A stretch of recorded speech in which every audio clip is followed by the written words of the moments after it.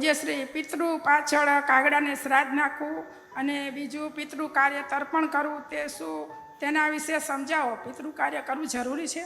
ના ના, એ તો બધી ગોઠવે, શ્રદ્ધા ગોઠવી છે કે એ નિમિત્તે બધું જે પાછલા આપણા કુટુંબી હોય એ બધાને યાદ કરો, એની માટે પ્રાર્થના કરો. આખી ખરેખર પિતૃને પહોંચતું જ નથી, કરે એને પહોંચે. તમે ભક્તિભાવથી કર્યું, પિતૃને શાંતિ થાય તો તમને શાંતિ થશે, એમને કંઈ પહોંચતું નથી. આપણે ભાવના તો એવી કરી છે કે પિતૃ અહીં કરો, પણ ભાવનાનું ફળ તમને મળશે, તમારી શ્રદ્ધા તમને ફળ આપશે. કાગડા કરીને બોલાયા એ લોકોને, એટલે આપણે સમજવું જોઈએ. ઘરના બધા ભેગા મળીને નક્કી કરવાનું કે ભાઈ આ લૌકિક તો ફક્ત કહે ને ખીર, એ હતું શું, એ જમાનામાં દવાઓ નહોતી. મેલેરિયા ચોમાસામાં ફાટી બહુ મેલેરિયા થઈ જતો હતો, એને પિત્ત જ્વર કહેવાય.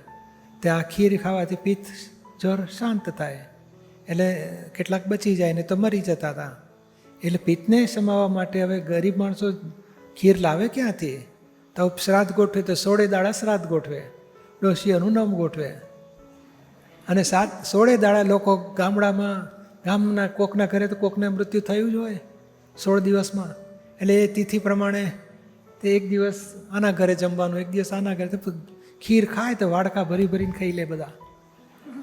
અને એ પીએ ને ખીર, એટલે પેલું પિત્ત શાંત થાય, એમાં જીવી જાય, એટલે નવી રાત્રિ દેખે પછી. એટલે હેતુ આ હતો, પહેલું લૌકિક હેતુ છે.